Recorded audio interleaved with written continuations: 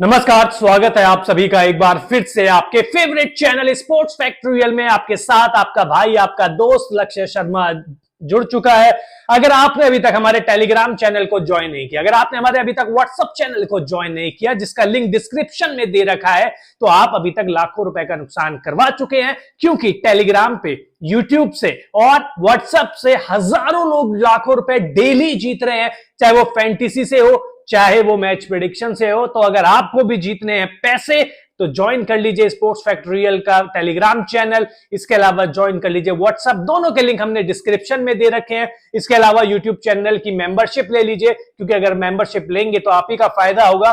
कुछ दिनों बाद केवल मेंबर्स को ही वीडियो दिखाई देंगे, तो मेंबरशिप ले लीजिए। और श्रीलंका वर्सेस बांग्लादेश के बीच में पहला वनडे जिस तरीके से आपके भाई ने जिताया, क्योंकि सबने हार मान ली थी। एक समय बांग्लादेश 100 पे 1 था, उसके बाद 105 पे 8 हो गया। किसी को पता ही नहीं चला हुआ तो हुआ क्या, लेकिन आपके भाई को पता था। टेलीग्राम जान के देख लीजिए जाके, और व्हाट्सएप जाके देख लीजिए। आपका भाई कह रहा था कि चिंता ना कर, जीतेगी तो श्रीलंका ही।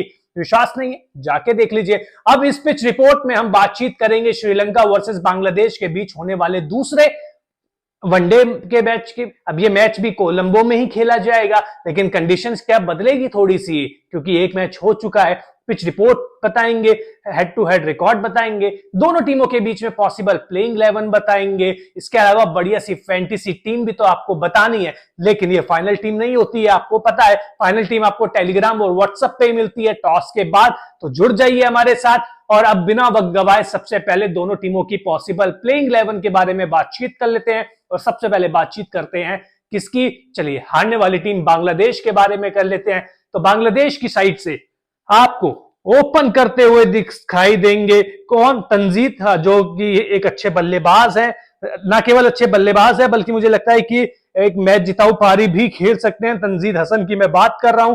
परवेज हुसैन इमोन ने एक अच्छी पारी जरूर खेली, लेकिन वो अपनी टीम को जीत नहीं दिला पाए। नजमुल हुसैन संटो जब तक क्रीज पे थे तब तक लग रहा था कि बांग्लादेश ये मैच बड़ी आसानी से जीत जाएगी, लेकिन उनके आउट होते के साथ ही कहानी पूरी तरीके से पलट गई। क्योंकि ना तो लिप्टन दास चले, ना तो इधर हिदोय चले, मेहदी हसन ना गेंदबाजी में चले, ना बल्लेबाजी में चले। कप्तान इस टीम के जेकर अली ने, यानी कि जेकर अली ने अच्छी पारी खेली। नाबाद ने अर्धशतक लगाया, लेकिन अकेले लड़ते रहे। तस्कीन अहमद ने 4 विकेट लिए थे। तंजीम हसन साकिब को भी 2 विकेट मिले। तनवीर इस्लाम अपना पहला मैच खेल रहे थे और पहले मैच में बहुत ज्यादा इंप्रेस किया, लेकिन हसन महमूद आपको प्लेइंग 11 में दिख सकते हैं। क्यों? क्योंकि मुस्तफिजुर जो रहमान है वो इंजरी की वजह से दूसरे वनडे से बाहर रह सकते हैं। पहले वनडे में भी उनको इंजरी हो गई थी और वो अपने कोटा 10 ओवर का कोटा पूरा नहीं कर पाए थे। तो ये है बांग्लादेश की पॉसिबल प्लेइंग 11। सामने श्रीलंका की टीम है जो पहला वनडे एक आश्चर्यजनक तरीके से जीती, क्योंकि सभी को लग रहा था, एक वक्त मैं झूठ नहीं बोलूंगा, मुझे भी लग रहा था कि गई भैंस पानी में, लेकिन भैंस वापस आ गई और हमको जीत दिला दी। तो श्रीलंका की साइड से आपको ओपन करते हुए नजर आएंगे प्रथम निसांका और अविष्का फर्नांडो। दोनों एक बहुत अच्छे बल्लेबाज है, लेकिन पहले वनडे में नहीं चले थे। कुशल मेंडिस का बल्ला, 1-2 अच्छे शॉट तो लगाए थे इन्होंने। चरित श्रीलंका के साथ मिलकर छोटी सी साझेदारी तो करी थी, लेकिन अपना विकेट गलत टाइम पे फेंक के चले गए। कमिंडो मेंडिस ने 3 विकेट जरूर लिए, लेकिन बल्लेबाजी में इनका खाता तक नहीं खुला था। इसके बाद चरित श्रीलंका, जिन्होंने वनडे में अपना 5वां वनडे शतक लगाया और एक बेहतरीन पारी खेली, अपनी टीम को एक मैच विनिंग स्कोर तक पहुंचाया। जैट लिंग ने भी एक अच्छी पारी खेली, श्रीलंका के साथ साझेदारी करी एक उपयोगी।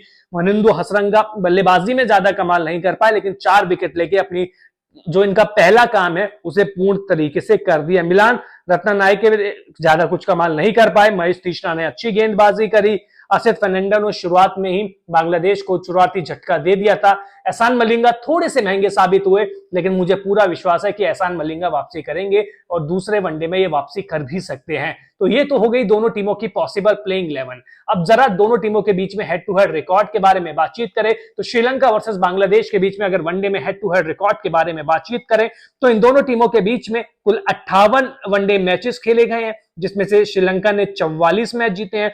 बांग्लादेश केवल 2 नहीं बल्कि 12 मैच जीत पाया है और 2 मैचों का नतीजा नहीं निकल पाया है। तो ये था overall head to head record one day में। लेकिन अगर कोलंबो में, क्योंकि ये मैच कहां हो रहा है, आर प्रेमदासा कोलंबो में हो रहा है, तो अगर कोलंबो में जब भी श्रीलंका और बांग्लादेश की टीम भिड़ती है तब आंकड़े क्या कहते हैं, तो चलिए वो भी आपको बता देते हैं। तो श्रीलंका वर्सेस बांग्लादेश इन कोलंबो में आंकड़े कहते हैं कि इन दोनों टीमों के बीच में कुल 11 मैच हुए हैं और 11 के 11 मैच श्रीलंका ने जीते हैं, यानी कि कोलंबो में आज तक बांग्लादेश की टीम श्रीलंका को हरा ही नहीं पाई थी। अब पिछले मैच में गोल्डन चांस था, अब वो गोल्डन चांस भी चला गया। तो अब हेड टू हेड रिकॉर्ड हो गए, कोलंबो के रिकॉर्ड हो गए, दोनों टीमों की पॉसिबल प्लेइंग 11 हो गई। अब क्या चाहिए, पिच रिपोर्ट। तो चलिए बिना वक्त गवाए पिच रिपोर्ट के बारे में भी बातचीत कर लेते हैं।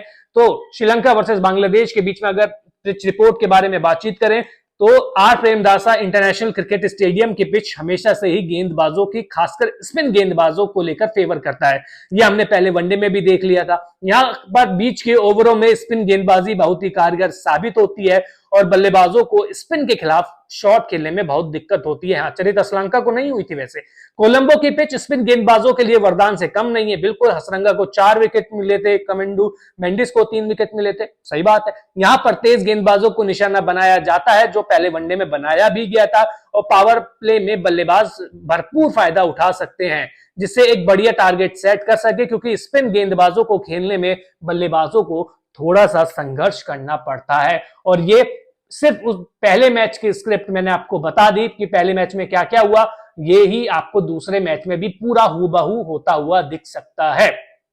तो अब पिच रिपोर्ट भी हो गई। तो पिच रिपोर्ट ने साफ साफ कह दिया है कि भैया शुरुआत के 10 ओवर में आप हाई स्कोरिंग स्कोर देखेंगे, यानी कि 60-70 तक देख सकते हैं, और उसके बाद जैसे जैसे ओवर आगे बढ़ते जाएंगे वैसे वैसे क्या होता जाएगा, वैसे वैसे रन रेट है वो धीमी होती जाएगी। तो अगर सेशन खेलते हैं तो बीच में हिसाब लगा लेना किस तरीके से आपको खेलना है, लेकिन शुरुआत में यस और बाद में not not not not not. और ये स्कोर यहां पे देखिए एवरेज स्कोर भी 240, 250, 260 का है, तो 300 वाली ये पिच वैसे भी नहीं है। तो शुरुआत से ध्यान रखना।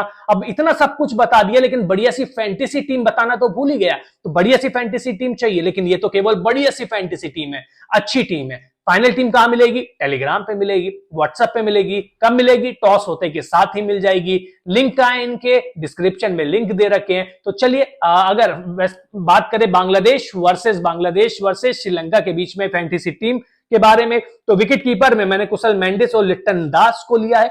बल्लेबाजों में मैंने प्रथम निशांका को लिया है, तंजीद हसन को लिया है, परवेज हुसैन इमोन को लिया है।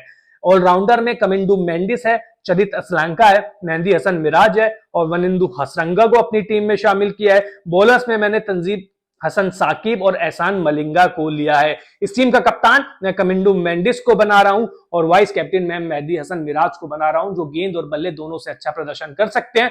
यही चीज कमिंडू मेंडिस के साथ भी है, जिन्होंने 3 विकेट पहले मैच में लिए थे। मैच कौन जीत रही है? अब जो टीम पहले टॉस जीत जाएगी उसके लिए एडवांटेज है, लेकिन फिलहाल मैं श्रीलंका को एडवांटेज ज्यादा दे रहा हूं कि ये मैच श्रीलंका जीत सकती है। आपको क्या लगता है कि कौन सी टीम जीत रही है?